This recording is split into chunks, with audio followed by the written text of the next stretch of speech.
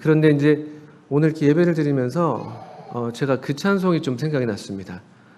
우리가 이제 가을이긴 합니다만 그 찬송가 중에 사철의 봄바람 불어 있고 저희도 가끔씩 가족이 모이면 좀 상태 좋을 때 같이 부르는 찬송입니다. 이렇게 항상 부르는 건 아닌데 거기에서 이제 이런 가사 나옵니다.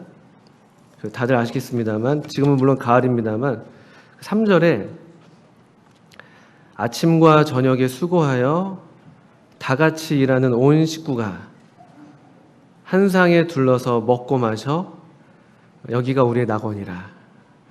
고마워라 임마누엘 예수만 섬기는 우리 집. 고마워라 임마누엘 복되고 즐거운 하루하루. 참 정겨운 그런 찬송 가사가 아닐 수가 없습니다. 하나님께서 우리 모든 가정에 은혜를 베푸셔서 정말 우리 가정이 이 찬송 가사 그대로 그런 복을 누릴 수 있다면 참 그것도 큰 복이겠죠. 그런데 또 아쉽게도 또 안타깝게도 우리의 이 실제 삶이라는 것이, 우리의 가정이라는 것이 항상 다 이와 같은 모양을 갖고 있지는 못합니다. 그런데 오늘 제가 이 주의 상 앞에 이렇게 우리가 다 이렇게 모여 앉아 있는 거잖아요. 그래서 이 가사가 생각이 났어요. 주의 상에, 한 상에 둘러서 먹고 마셔 여기가 우리의 낙원이다. 우리가 여기 지금 한 상에 비록 이 상징물이죠. 이 떡 한 조각이 우리를 배부르게 하지 않고 이 포도주 요 한 조그만 잔이 우리의 목을 다 갈증을 해소시키는 건 아니지만 또 우리에게 그냥 우리 어떤 육신의 모든 즐거움들을 만족시키는 것은 아니지만 그렇지만 정말 하나님께서 베푸시는 그런 이 은혜의 식탁, 또 하나님께서 우리를 먹이시는 이런 하나님의 은혜는 얼마나 참 풍족한가.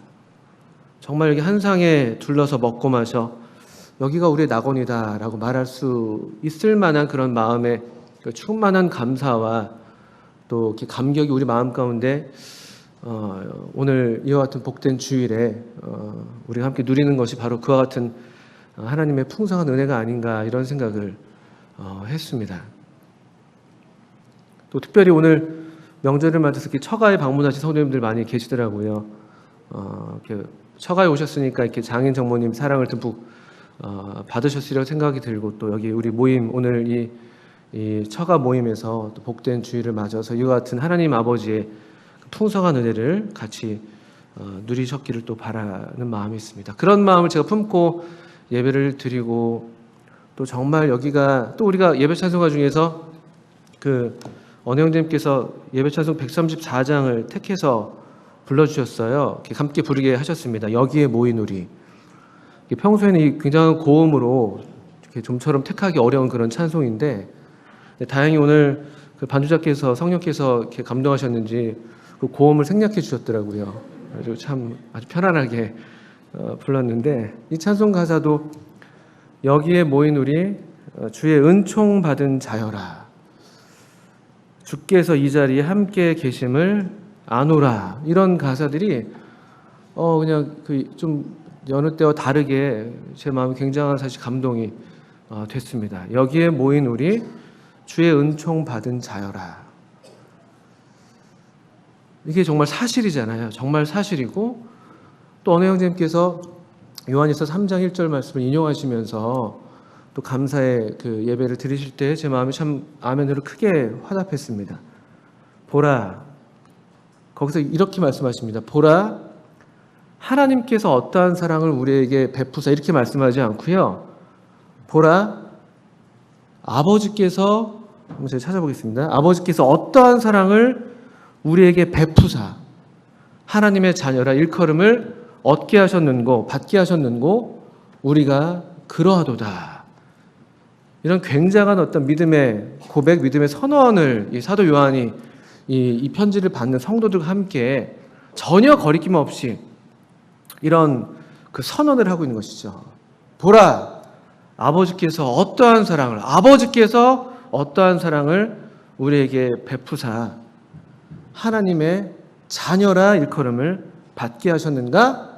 그리고 우리가 그러하도다.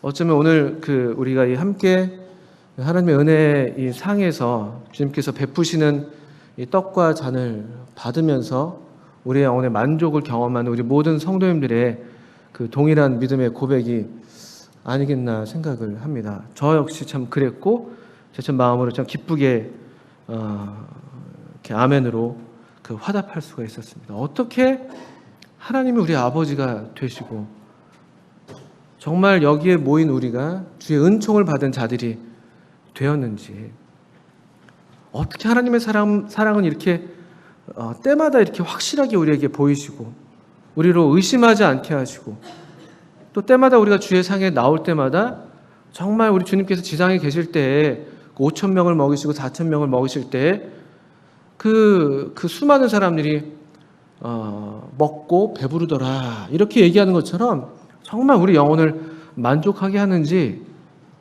정말 하나님은 우리의 아버지가 되시고 우리는 하나님의 자녀이고 하나님은 얼마나 때마다 어떠한 사랑을 우리에게 베푸시는지, 어떻게 그 사랑을 그 아드님을 통해서 확증하시는지, 우리가 정말 그러하더라고 지금 또 이 순간에 고백할 수 있는 그런 복을 또 오늘 이 복된 주의 날에 우리가 함께 누리고 있습니다. 그러니까 이같이 우리에게 베푸신 사랑이 확실하시고 크시고 때마다 확실하게 증명해 보이시고 나타내 보이시는 것이라면, 사실 이제 우리의 마땅한 도리라고 할 것 같으면 우리도 이 하나님 아버지의 그 사랑, 우리에게 베푸시는 이 넘치는 은혜 덕분에 또 그 은혜를 힘입어서 우리도 마땅히 우리 아버지를 기쁘시게 하고 아버지께 사랑을 고백하고 또 아버지께 감사의 그 마음들을 올려드리는 것이 얼마나 합당한 것인가, 그런 생각들 하게 되는 것이죠. 제가 요 며칠 사이에 날도 너무 좋고 이렇게 좋잖아요. 물론 이제 좀 슬픈 일들도 더러더러 있습니다만, 또 이렇게 우리의 뭐 삶이라는 것이 그렇게 슬픈 일도 있고 기쁜 일도 있고 이렇게 계속 엉켜 있는 것들이 참 우리가 저 어찌할 수 없는 그런 삶인 것도 저희가 또 알게 되죠. 그런데 어떻든 간에 제 마음에 이렇게 또 하나님께서 베푸신 좋은 것들을 이렇게 누리고 보면서 감사한 마음이 많이 들더라고요. 그래서 입을 좀 이렇게 열어서 이렇게 감사합니다 이런 좀 얘기를 하는 걸 하나님이 좋아하시겠구나 이런 생각이 문득 들었어요.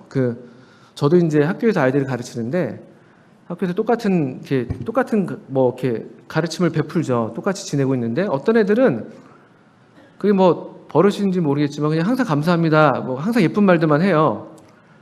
뒤로 호박씨까지는 않겠습니다.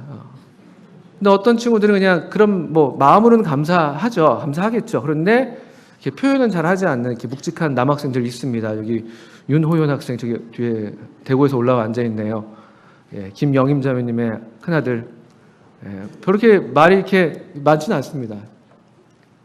근데 제가 그 마음을 알죠. 그런데 어떻든 간에 근데 조금 이렇게 그래도 입을 열어서 그냥 감사합니다, 고맙습니다, 좋은 말을 하는 친구의 어떤 그런 학생들의 말들이 어떤 때는 되게 마음에 와닿을 때가 있더라고요. 위로가 되기도 하고 기쁨이 되기도 하고, 이제 그런 생각을 좀 하면서 와, 우리 하나님도 우리가 그냥 그게 설령 우리 정말 마음이 그러면 안 되겠지만, 뒤로는 완전 딴짓하고 그러면 안 되겠지만, 참 하나님께 감사합니다 주님 이렇게 얘기하는 것을 우리가 습관처럼, 좋은 습관이죠. 그거 하나님께서 참 좋아하시겠다. 불평하는 것보다 훨씬 낫지 않겠습니까? 저도 몰랐는데 최근에 저희 가족들이 저한테 제 입 말버릇이 그게 있대요. 성도님들 잘 모르실 겁니다. 제가 항상 이렇게 온화하고 좋은 모습만 보이려고 하니까. 근데 집에서 이제 실제 삶을 살다가 어떤 예기치 않은 일이 당하면 제가 아이 짜증나 이런 말을 엄청 잘한대요. 아이 짜증나. 이게 제가 되게 순화한 겁니다. 굉장히 짜증스러운 정말 말투와 표정으로. 근데 그런 얘기를 하더라고요. 저도 몰랐어요. 근데 제가 그걸 모르고 있더라고요. 근데 아빠는 참 그 짜증난다는 말을 참 잘한대요. 그 말 듣는데 짜증나더라고요. 농담이고요. 제가 좀 이렇게 놀랐습니다. 이게 나도 모르는 습관이 있구나. 근데 제가 사실 고등학교 때부터 제가 짜증을 많이 냈었거든요. 제가 별명이 짜증맨이었어요. 짜증맨. 친구들이 쟤는 너 진짜 장난 아니다 이런 얘기를 많이 들었었는데, 근데 그게 여전히 저한테 지금도 남아있구나라는 것도 생각도 들고 이거 문제다 그런 느낌이 좀 들었는데, 어떻든 간에 그냥 우리가 습관적으로 짜증을 내는 것보다야 습관적으로 감사를 하는 게 훨씬 더 좋은 거 아니겠습니까? 듣는 누구라도 그게 그 사람한테 감사하는 말이 아니라 할지라도, 그런데 정말 하나님께서 이렇게 너무 좋은 계절을 주시고 이런 것들을 이렇게 누릴 때 정말 주님 감사합니다 이런 말들을 하는 것을 하나님 기뻐하시겠구나. 또 예배 시간에 그러니까 우리가 이렇게 소리를 내서 우리 형제님들이 감사에 잘 참여해 주시는데 감사에 참여하는 것들 좀 서툴면 어떻습니까? 또 찬송을 좀 크게 부르는 것들 뭐 어떻습니까? 우리 중학교 1학년 그때 우리 침례받은 학생이 그 예배 감사에 드리는 감사를 공적으로 이렇게 드리는 재미를 붙여가지고 항상 이렇게 써와가지고 그리고 이제 이렇게 사람을 의식하면서 이렇게 감사를 드리는 것들을 보는데 그 얼마나 귀엽습니까? 얼마나 사랑스럽고. 그래서 그런 생각들을 하게 되는 것이죠. 우리가 이 자리가 우리가 무슨 경연 대회를 하는 자리가 아니라 이 하나님 아버지께서 베푸신 상에 둘러앉아서 하나님 아버지께서 베푸신 은혜를 같이 즐거워하고 누리고, 그 누가복음 15장에서 그 탕자가 돌아왔을 때 잔치를 베풀잖아요. 잔치를 베풀었을 때 그 첫째 아들이 집에 들어오기를 주저하고 좀 이렇게 꺼려했죠. 그랬더니만 그 탕자 아버지 또 밖으로 나와요. 이 탕자 아버지가 한 번만 밖으로 나오신 게 아니에요. 그 둘째 아들, 허랑방탕했던 둘째 아들을 맡기 위해서도 나오셨지만 큰 아들을 또 데리기 위해서도 또 나오셨거든요. 나오셔서 그 큰 아들한테 권하시는 이야기가 너희 동생이 죽었다가 또 이 내 아들은 죽었다가 다시 살아났으니까 우리가 먹고 마시자, 우리가 즐기는 것이 마땅하다라고 하면서 그 큰 아들을 또 이 잔치의 자리로 청합니다. 누가복음 15장 우리 잘 아시는 이야기죠. 15장 32절에 그 큰아들한테 이렇게 이야기하신 걸 제가 직접 읽어드릴게요. 이 내 동생은 죽었다가 살아났으며 내가 잃었다가 얻었기로 우리가 즐거워하고 기뻐하는 것이 마땅하다 하니라. 우리가 즐거워하고 기뻐하는 것이 마땅합니다. 이 자리에서는 아버지께서 베푸신 참 은혜의 식탁이고 어떤 기쁨의 자리이고 축복의 자리이기 때문에 여기에서는 어떤 다툼이나 시기나 허영 이런 것들 할 필요가 없는 것이 너무 적합하지 않은 것이죠. 그것만큼 또 하나님 아버지의 마음을 또 슬프게 하는 것도 없겠죠. 명절에 모여가지고 자녀들끼리 부모님 앞에서 그런 가족들이 가끔 있다는 얘기를 듣기도 합니다. 참 슬픈 일이잖아요. 부모님 앞에서 막 멱살잡이하고 서로 욕지거리 하면서 막 싸우고 막 자식들끼리 막 싸우고 집어 던지고 막 그 얼마나 참 너무 정말 이렇게 우리가 볼 수 없는 참 눈 뜨고 보기 어려운 그런 장면이 아니겠습니까? 그런 일들 우리 가운데 물론 없죠. 또 마땅히 우리는 그래서 더더군다나 즐거워하고 기뻐하는 것이 마땅하다. 이와 같은 말씀들을 좀 이 아침에 생각하게 됐습니다. 그러면서 우리 성도님들 저와 함께 요한복음 12장 말씀을 하나 좀 펴주시면 감사하겠습니다. 요한복음 12장을 한번 펴서 한 말씀을 좀 같이 보시죠. 우리 잘 아시는 말씀입니다.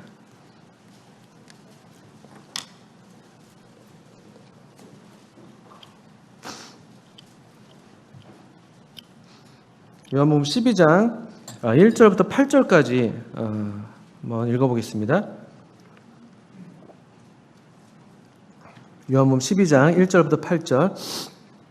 6월절 엿새 전에 예수께서 베다니에 이르시니 이곳은 예수께서 죽은 자 가운데서 살리신 나사로가 있는 곳이라. 거기서 예수를 위하여 잔치할세 마르다는 일을 하고 나사로는 예수와 함께 앉은 자 중에 있더라. 마리아는 지극히 비싼 향유 곧 순전한 나드 한 근을 가져다가 예수의 발에 붓고 자기 머리털로 그의 발을 닦으니 향유 냄새가 집에 가득하더라. 제자 중 하나로서 예수를 잡아줄 가룟 유다가 말하되 이 향유를 어찌하여 300데나리온에 팔아 가난한 자들에게 주지 아니하느냐 하니 이렇게 말함은 가난한 자들을 생각함이 아니요 그는 도둑이라 돈꾀를 맞고 거기 넣는 것을 훔쳐가미러라. 예수께서 이르시되 그를 가만두어 나의 장례할 날을 위하여 그것을 간직하게 하라. 가난한 자들은 항상 너희와 함께 있거니와 나는 항상 있지 아니하리라 하시니라.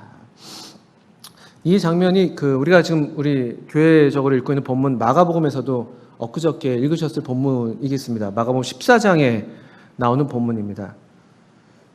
묘사들이 조금씩 이렇게 좀 세부적인 묘사가 좀 다른 면들이 덜어 있죠. 또 마태복음 26장에도 같은 이야기가 실려 있습니다.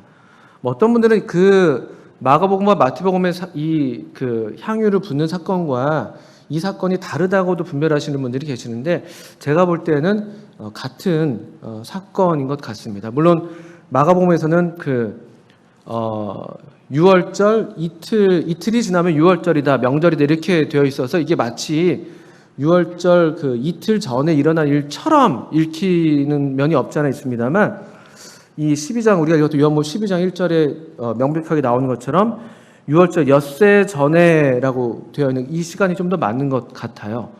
다만 마태복음이나 마가복음은 6월절 엿새 전에 일어났던 이 사건을 그 어떤 이야기의 흐름과 또 어떤 주제를 강조하기 위해서 거기에다 좀 배치를 한 것이 아니었나 이런 생각을 합니다. 그래서 이제 다른 마가복음도 같이 우리가 좀 이렇게 살펴보면서 이 본문을 보려고 하는데요. 여기 아시는 것처럼 12장 1절에 6월절 엿새 전에 이렇게 되어 있습니다. 그 6월절은 이스라엘의 가장 큰 명절 중에 가장 큰 명절이죠. 사실은요. 3대 명절을 얘기하지만 아마 6월절이 가장 큰 명절일 겁니다. 설날과 추석 중에 어느 게 더 큰 명절인가요? 우리나라에서는요. 뭐 보기에 따라 다르시겠지만 그래도 아마 설날이 가장 큰 명절 아니겠냐 이렇게 보통 얘기를 하죠. 그 한 해의 시작이 되니까. 추석에는 물론 이렇게 풍요로운 그런 어떤 부요를 나눈다는 면에서 더 이렇게 즐거움이 클 수는 있겠지만 그 의미에 있어서는 아마 추석보다는 설날이 좀 더 큰 명절이 아닌가 생각이 드는데요. 이 6월절, 이 마찬가지로 이 이스라엘 백성들에게 6월절은 가장 큰 명절이에요.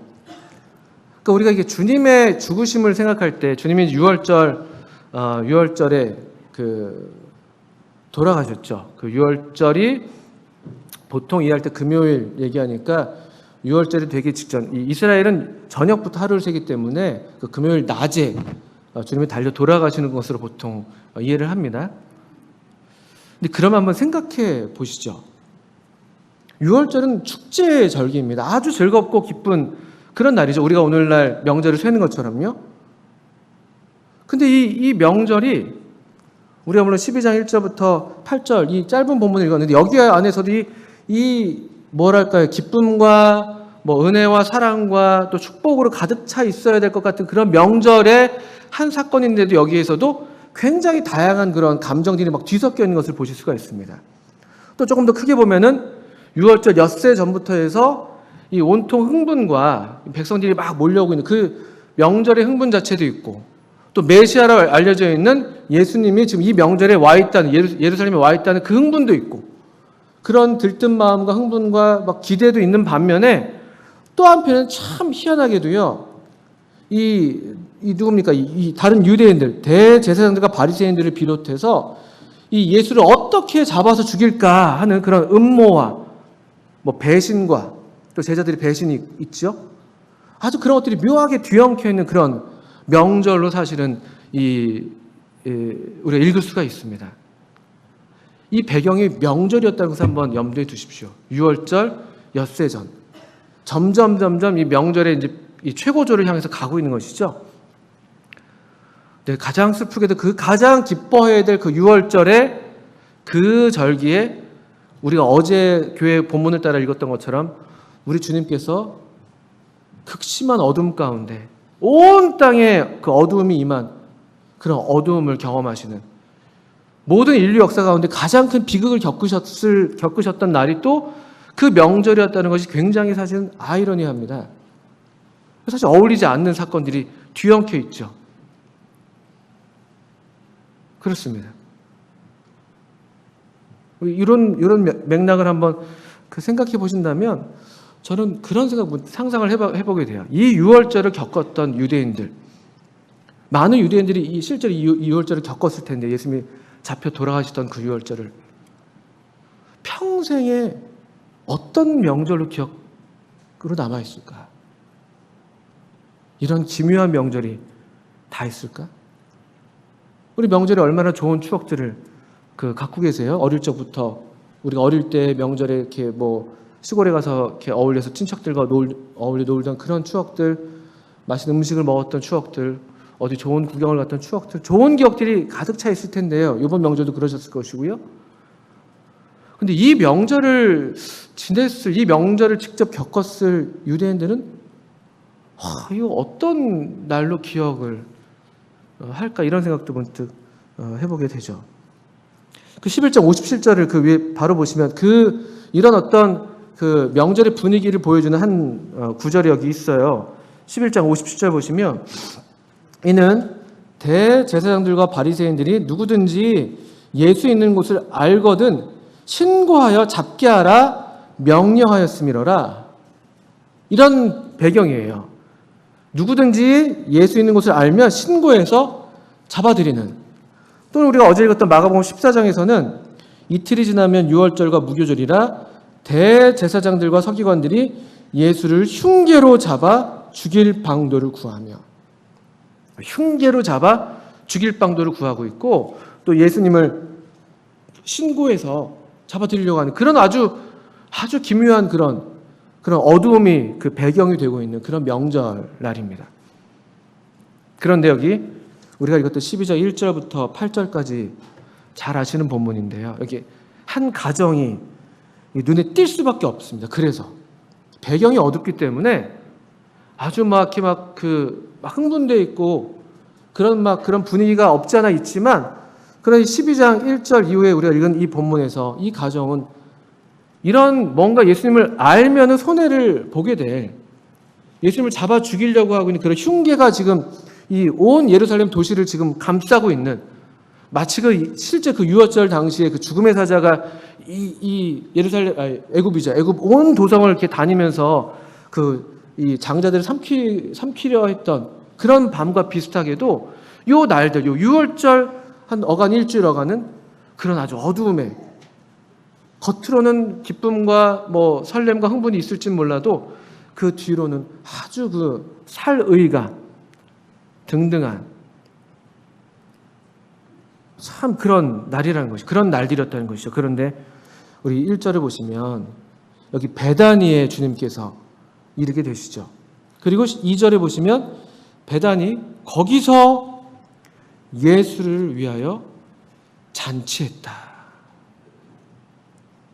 거기서 예수를 위하여 잔치했다. 이게 다른 복음서를 우리가 같이 읽게 되면은 베다니의 시몬의 집에서 잔치를 한 것으로 우리가 조합해내면 읽을 수가 있겠죠. 전에 문둥이였던 그 시몬, 베다니 문둥이 시몬의 집에서 실제로 예수님을 청해서 식사하는 내용이 우리가 마가복음 14장에서 읽었던 내용인데요. 이 참 아름다운 장면이 아닐 수 없어요. 그래서요. 첫째는 마가복음 14장에서 보신 것처럼 문둥이 시몬의 집이기 때문에 그렇습니다. 물론 지금은 이제 문둥이가 아니겠죠. 그러니까 사람들이 여기 모여가서 같이 잔치를 하고 있겠죠. 근데 여전히 문둥이 시몬의 집으로 불린다는 것은 그게 무엇을 의미하는 것일까요? 아마 그의 과거가, 그는 아마 문둥이였을 것이라는 것이죠. 그는 문둥이였어요. 시몬은요. 베다니에 살고 있었던 문둥이. 여러분 아시는 것처럼 오늘 우리나라도 1930년대 40년대 그때 또 그 이후로도 그랬겠습니다만, 이 문둥이들 보통 얘기할 때 이건 거의 참 죄송한 얘기입니다만 사람으로 우리가 여기지 않았잖아요. 그런 이상한 흉흉한 이야기들을 퍼뜨리면서 문둥이들이 애기 잡아 먹는데 이런 얘기나 퍼뜨리고 막. 그래서 문둥이들이 어디 마을에 가까이 가면은 좀 걸식하려고 가까이 가면은 돌 던지고 막 동네 아이들이 다 쫓아나와가지고 막 돌 던지고 쫓겨내는 막. 아무리 어른이어도 어른 대접받지 못하는 우리도 그런 날들이 있었습니다. 근데 여기 이스라엘도 비슷했죠. 문둥병은 아주 부정한 병으로 인식이 되었었기 때문에 구약시대 때부터 우리 다 아시는 것처럼 문둥이 불가촉, 절대 접촉해서는 안 되는, 접촉하면 그대로 부정해지는 그런 질병이었죠. 그러니까 문둥이 시몬, 그의 한번 평생을 한번 헤아려 보십시오. 예수님이 공생애를 시작하신 공생애가 3년밖에 되지 않기 때문에 그가 초기에 병이 났다 할지라도 이제 3년밖에 안 된, 그럼 그의 지난 과거들을 한번 수십 년의 과거를 떠올려 보신다면 그 얼마나 그가 비참한 삶을 살았겠습니까? 어떻게 그래도 집이라도 여기 베단에 있는지 모르겠어요. 베단에 그만큼 그래도 좀 인정이 남아있었던 착한 동네인지도 모르겠고요. 얼마나 사람들이 꺼려했던 그런 사람이었겠어요? 지금 설령 그가 다 나았다 할지라도 그 집에서 사람들이 모여서 식사를 같이 한다? 명절이라고? 그 쉽게 가지겠습니까?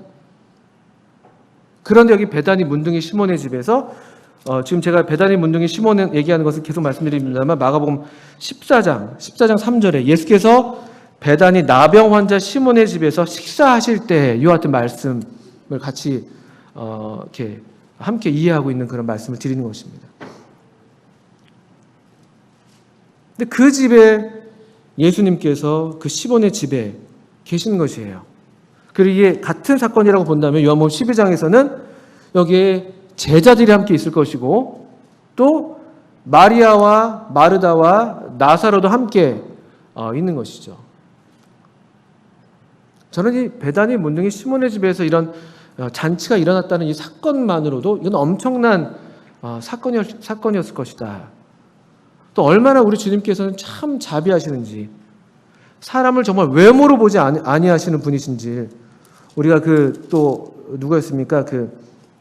바리새인과 헤롯당 중에서 사람을 보내서 우리 예수님을 시험할 때, 예수님을 유혹할 때 이렇게 마가복음 12장 14절에서 이야기하는 말씀이 있어요.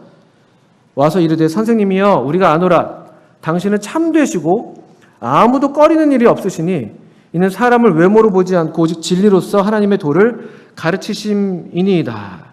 가이사에게 세금을 바치는 것이 옳으니까 옳지 아니니까. 이거 사실은 예수님을 시험하는 그런 질문이었잖아요. 근데 그들이 예수님께 대해서 했던 말은 참 맞는 말이었어요. 예수님은 참되시고 예수님은 거짓된 게 없으십니다. 사람을 따라서 앞뒤 이렇게 말 바꾸고 이렇게 하는 분이 아니세요. 항상 일관성을 가지시고 참되시고 아무도 꺼리는 일이 없으시니 얼마나 놀라운 분이세요. 사람을 꺼리질 않으세요. 누구라 할지라도 아무도 꺼리는 일이 없으시니 이는 사람을 외모로 보지 않고 오직 진리로서 하나님의 도를 가르치심이니이다. 이렇게 바리새인과 헤롯 땅 중에서 보냄받은 사람이 예수님을 가리켜서 이야기했는데 이 말이 참 맞죠. 그리고 여기 실제로 여기 베다니에서 또 그런 장면을 우리가 보게 되는 것이죠. 얼마나 우리 주님이 참 자비하신 분이신지, 얼마나 사람을 이렇게 꺼리지 않으시는지, 얼마나 사람을 가리지 않으시는지. 그리고 거기 우리 12장 2절을 다시 계속 보시면 바로 거기에서 잔치가 베풀어졌습니다.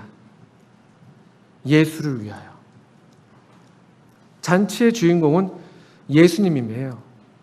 그러니까 이 잔치의 주인공이 예수님이기 때문에 예수님이 여기에 만약에 없다면 이 잔치는 사실은 아무 의미 없는 그냥 밥 한 끼 먹을 수는 있겠습니다만 실제 이 잔치의 이 중심은 주제는 쏙 빠져버리는 아주 그냥 바람 빠진 풍선 같은 그런 잔치, 그런 그냥 식사 자리에 지나지 않겠죠. 아주 허탈한. 근데 반면에 여기 예수님을 위한 잔치이고 거기 예수님이 계시다는 것은 얼마나 이건 다행스럽고 대단한 일입니까? 그리고 이것이 사실은 또 그대로 이런 적대적인 이런 분위기 속에서 예수님께서 그래도 쉴 만한 곳, 머리 둘 곳도 없으셨던 그 주님께서 그래도 베다니 종종 찾으셔서 거기서 종종 쉬셨던 것으로 우리가 이해하고 있는데 바로 이런 어떤 착한 마음을 가진 그런 주의 제자들이 여기 있었기 때문이 아니었겠는가. 보세요. 예수님을 누구든지 예수님 것을 알거든 신고하여 잡게 하라 명령이 있는데도 불구하고 그런데도 너무나 거리낌 없이 그냥 떳떳하게 그냥 잔치 열고 있어요. 숨어서 하는 것도 아니에요. 그냥 얼마나 대담한 사람들이에요. 그러라지 우린 예수님이 좋은데 예수님 참 우리의 참 좋은 친구인데 우리 잔치를 연다면 예수님이 주인공이어야 돼. 얼마나 순전한 사람들의 이런 모임이에요. 예수를 위하여 잔치할 때. 저는 이 단어, 이 한 구절이 우리 이 예수님을 믿는 모든 성도들의 가정, 그리고 이렇게 예수님을 믿는 무리로서 함께 모이는 이 교회에 가장 합당한 표가 아니겠는가. 예수님을 위해서 잔치하는 가정, 예수님을 위해서 잔치하는 교회. 잘 보십시오. 이게 예수님을 위한 거예요. 다른 누구를 위한 게 아니에요. 예수님을 위한 것. 이 중심이 바로 잡힐 때 다른 모든 것들도 다 바로 잡히게 됩니다. 저는 명절 때마다 안산에서든지 대구에서든지 전에 외국인들을 섬겼던 섬기는 그런 분들을 기억합니다. 제가 몸으로 함께하지 못하는 게 항상 죄송한 마음이 있고 참 너무나 감사하고 귀한 그런 마음을 제가 갖고 있어요. 그 외국인들을 위한 잔치이죠. 그렇지만 그 중심에 예수님을 위한 사실 잔치이죠. 왜냐하면 예수님이 그걸 기뻐하시니까. 예수님이 기뻐하시니까. 그런 이 중심이 우리 안에 있기 때문에 그런 일들이 있는 것이에요. 얼마나 귀합니까? 왜냐하면 우리 하나님은 이 고아와 과부와 나그네 하나님이시잖아요. 특별히 나그네들에 대해서 얼마나 관심을 갖고 계세요. 그 마음을 갖고 그 주님의 마음을 품고 그 같은 일을 하고 계시니까 얼마나 참 그게 예수님을 위한 잔치이고 그렇기 때문에 모두를 위한 잔치가 되는 것 아니겠습니까? 여기 예수를 위하여 잔치할세. 얼마나 좋은 말입니까? 우리가 물리적으로 항상 이렇게 예수님을 위한 잔치라는 어떤 그런 타이틀을 걸고 또 예수님을 위한 잔치라는 어떤 그런 행위를 물리적으로 항상 가질 수는 없겠죠. 그러나 우리가 행한다든지 또 기념한다든지 기뻐한다든지 하는 그런 모든 일들이 사실은 다 예수님을 위한 그런 것임을 우리가 다 알고 있습니다. 그래서 우리가 먹든지 마시든지 무엇을 하든지 다 하나님의 영광을 위하여 하라라는 고린도전서 말씀이 사실 그대로 우리에게 하시는 말씀을 우리가 받을 수가 있고 또 너희 중에 누구든지 자기를 위하여 사는 자가 없다라고 말할 때 우리가 또 그것도 거리낌 없이 받을 수가 있습니다. 우리가 어떤 일들을 하든지 어떤 모임을 갖든지 서로 기뻐하고 축하하든지 즐거운 일들을 함께 누리든지 간에 사실 예수님을 위해서 또 그래서 예수님께 감사를 드리게 되는 얼마나 이런 복을 우리에게 베푸셔서 이가 주리로 누리게 하시는가. 이 예수님을 항상 기억하는 모든 영광과 감사가 그래서 예수님께로 향하는 이게 우리들의 이제 그리스도인들의 삶의 방식인 것이죠. 범사에 감사하는 또 우리 입술로서 그 예수님의 이름을 인해서 감사의 제사를 드리는 그런 삶을 그래서 우리가 살고 있는 것 아니겠습니까? 이 예수를 위한 잔치를 할 때 12장 2절과 3절에 우리가 잘 아시는 것처럼 이게 참 아름다운 정말 예수님을 위한 잔치에 합당한 그런 이 성도들의 모습을 볼 수가 있죠. 2절 3절에 보십시오. 마르다는 일을 하고 나사로는 예수와 함께 앉은 자 중에 있습니다. 그리고 마리아는 지극히 비싼 향유 곧 순전한 나드 한 근을 가져다가 예수의 발에 붓고 자기 머리털로 그의 발을 닦으니 향유 냄새가 집에 가득하더라. 여기는 마리아만 있는 게 아니에요. 물론 마리아가 다른 복음서에서 조금 더 눈에 띄게 묘사가 되어 있는 건 사실입니다만 한 여인이요. 여기에는 지금 2절과 3절을 보시면 예수님을 위한 잔치에는 많은 사람들이 있었겠습니다만 특별히 사도 요한은 마르다를 잊지 않고 있습니다. 마르다는 일을 하고 있어요. 섬기고 있죠. 또 나사로는 거기 예수와 함께 앉은 자 중에 있습니다. 그리고 마리아는 향유옥합, 우리가 아시는 것처럼 향유옥합을 예수님께 붓고요. 그 예수님을 위한 잔치 자리에 얼마나 합당한 그런 모습입니까? 우리가 잘 아시는 것처럼 마르다와 마리아 이야기는 누가복음 10장에 보실 수가 있는데 그때 그 마르다는 좀 원망했었잖아요. 그 동생에 대한 불편한 마음이 있었죠. 마르다는 아주 일이 많아가지고 분주해가지고 막 그러고 있는데 근데 동생 마리아는 예수의 발 앞에 앉아가지고 쪼그려 앉아가지고 이렇게 말씀 듣겠다고 그러고 있으니까 속에서 열불이 난 것이죠. 그래서 이 마리아를 왜 마리아한테 좀 이렇게 나와 같이 일하게 하라고 주님 말씀하지 않으십니까라고 이제 불평하잖아요. 이게 사실은 마리아를 탓하면서 동시에 예수님을 탓하는 그런 말이에요, 사실은요. 사실 우리가 우리 형제 자매들을 이렇게 책망할 때, 탓할 때, 마음이 원망이 될 때 사실 그 원망은 주님께 대한 원망과 똑같은 거죠, 사실은. 왜 주님은 그냥 내버려 두시는 거지? 이렇게 되는 거잖아요. 마르다가 이제 그런 과거가 있는 거 우리 다 아십니다. 또 바로 그 직전에 요한복음 11장에도 마르다와 마리아의 이야기가 나와요. 거기서도 마르다는 또 하나님 예수님께 좀 이렇게 속상한 마음으로, 마리아도 마찬가지였습니다. 그렇게 예수님을 좀 원망하는 그런 말들이 있었어요. 예수께서 여기 계셨더라면 내 오라비가 죽지 않았을 텐데요. 이런 얘기를 바로 앞서서 했었죠. 그런데 여기 지금 이 12장에는 예수님의 정말 이 생명의 주인 되신 예수님을 그들이 알고 믿고 경험한 이후로는 그냥 이분은 정말 생명과 죽음을 붙들고 있는, 내가 감히 뭐라 할 수 없는, 내가 감히 해서는 안 될 정말 주권자시구나, 이런 믿음이 생겼을까요? 그래서 그런지 몰라도 여기 마르다는 아무 말 없이 원래 그 자기의 부르심을 따라서 아마 기쁜 마음으로 섬겼을 거예요.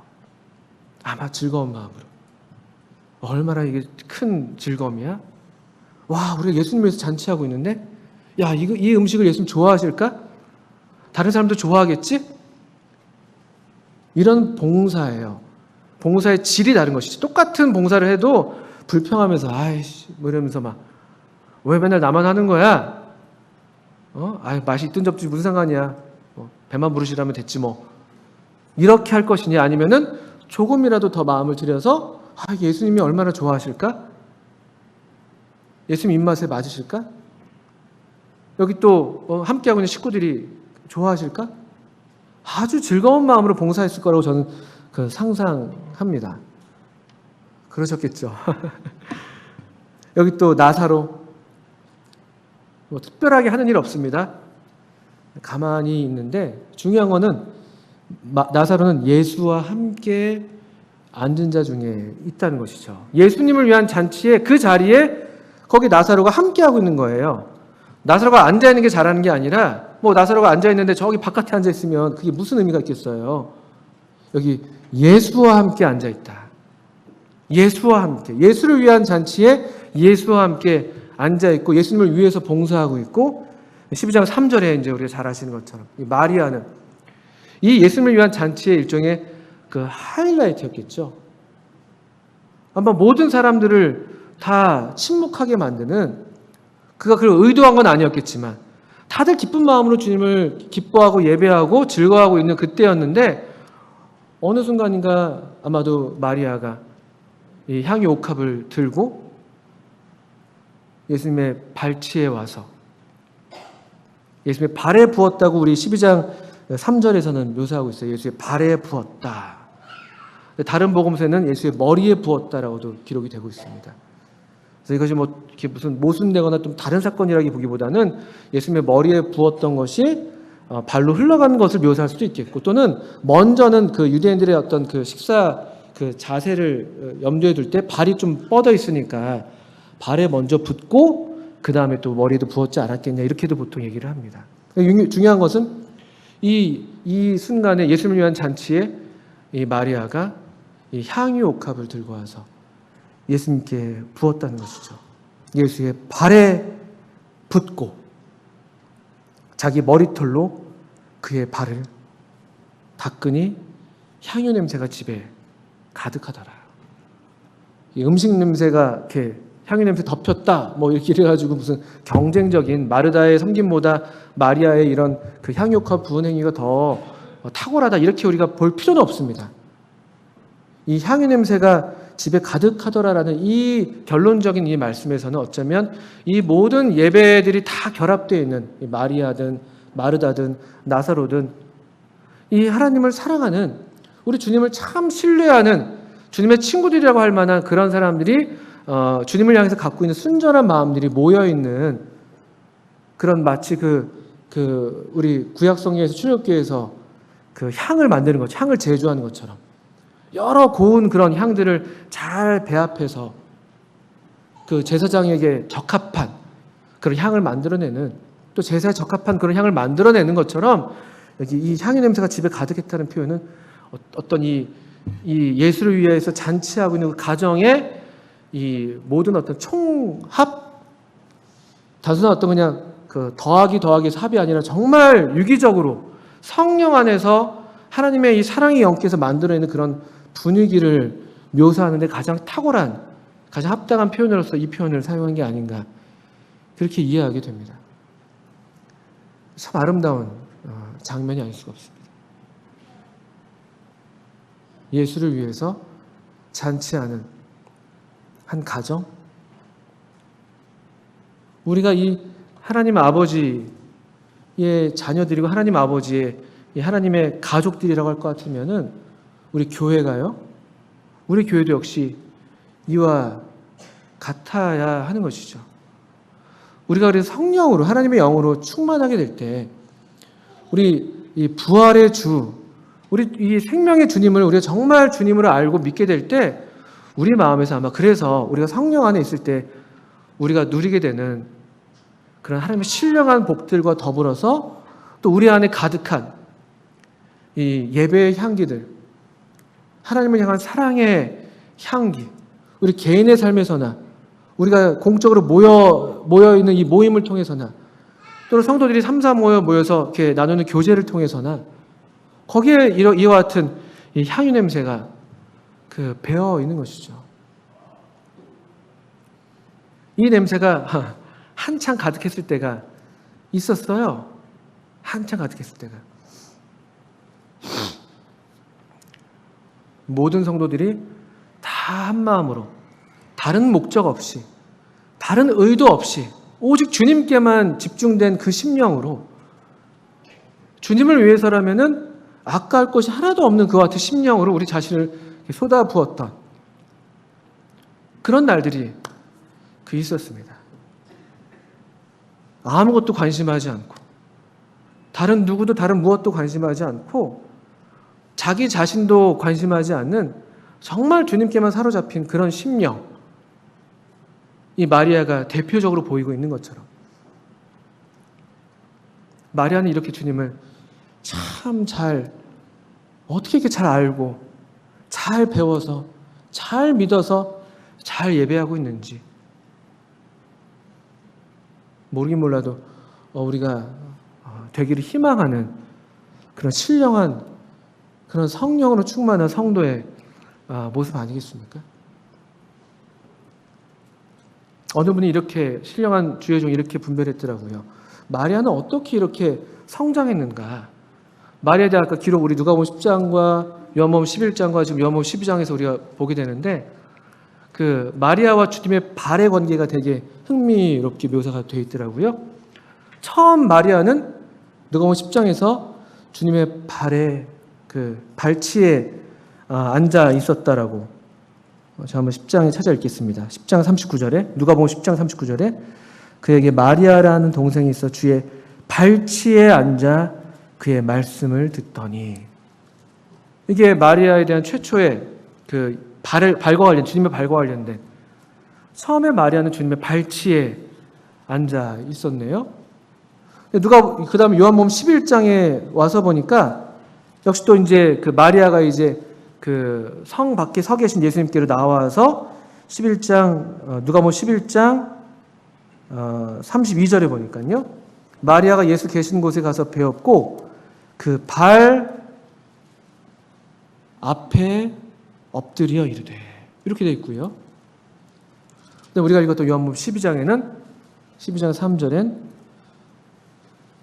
지극히 비싼 향유, 그 순전한 나드 한 근을 가져다가 예수의 발에 붓고 자기 머리털로 그의 발을 닦으니. 이 마리아가 어떻게 주님의 발,